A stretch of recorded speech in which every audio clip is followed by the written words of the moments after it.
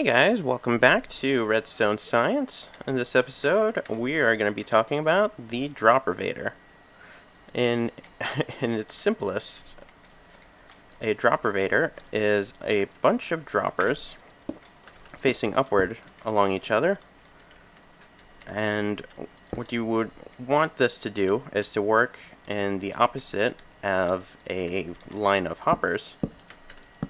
If you were to line them up on top of one another, items would flow down here, and if you power these correctly, items will flow up them. So, an example we have over here, if we grab some redstone blocks, and we place one here, the hopper's going to do its job and take it out and place it into the bottom dropper. But from here, we need to power each dropper to get the block of redstone up one further. Oh, there's already one in there. There we go. And there's the other one. So, I'll just do that one more time, very quickly. Just hit the buttons.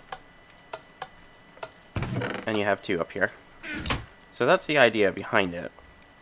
A couple of things you want to look out for, though, when you have, when you're trying to power these, is much like a piston, the droppers will react to a power signal in the upper corners of it. This will react much like a bud switch would. So this dropper, although not directly powered, is currently being powered.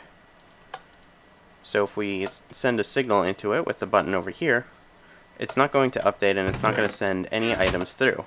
If we turn that off, however, and look back there, sometimes it needs one signal to warm up and one more, and it starts sending them back up again. Right? Okay, so another thing you need to look out for, go ahead and ignore all the wiring here. What you're going to look out for is what you'll hear in just a second. Yeah. You don't want that. So what I have here very basically is a continuous clock. So if there are no items in the droppers, you don't want it to make all that noise. And also, since I just noticed it, you're going to want to have an inventory reserve on the top as well. That's going to also prevent it from clicking.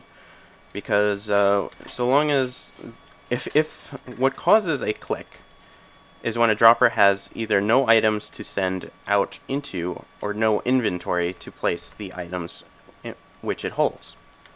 So if you have all the droppers facing into one another, you power them only when there's an item inside, and you place it into an inventory above, you will avoid all sounds that you can.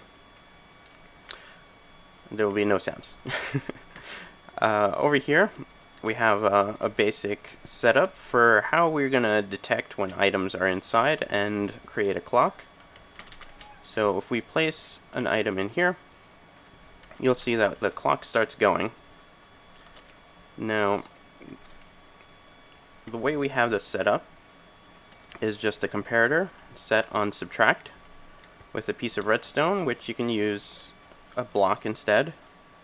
Let's grab one of these, and that'll still work. Again, over here you can just use a block because this is being turned into a source block because of the repeater, but that was last episode. And from here, all we need to do is send a signal from this blinking line. Well, any point from this clock you can send a signal out back to the dropper, which it will then send your items up, and it will stop the clock altogether. So that's how you're going to avoid the sound. However, you're going to need to power all the droppers all the way up. So for however tall you're going to make this, you're going to want to put a torch tower like this. This is probably the easiest way to set this up. There are probably plenty more ways to power the droppers going upwards, but this works plenty fine, although it does use a lot of torches.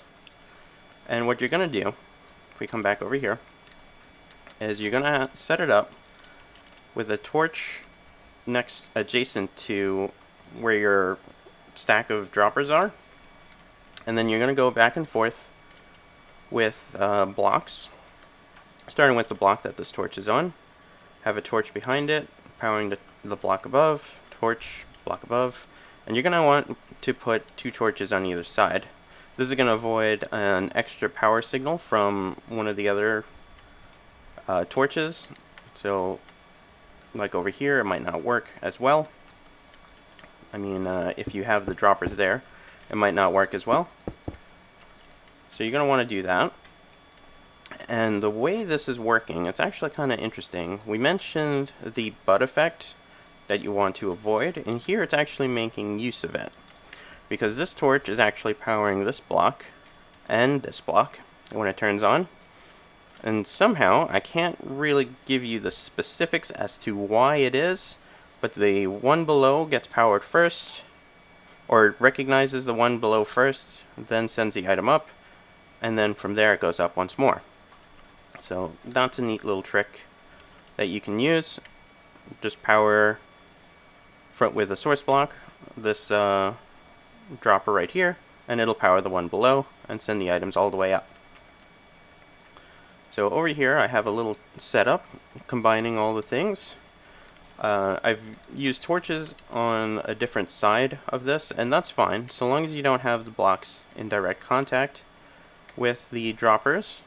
You can have the torch on any side. You can even have it on this side as well, but just make sure that the torches themselves are adjacent to the droppers. And what I've done is, using the same clock, I've set up the same system, but from here I also pull another signal which powers this redstone into this torch. Because the default state of this torch would be on, I wanted to put another torch below so that they stay off. That's another thing you're going to want to make sure, that these torches stay off in their default and will only turn on once an item has made its way into here. And what I'm going to do is I'm just going to place this... Oh, no. Before I do that, I just made them all click. They're not going to click.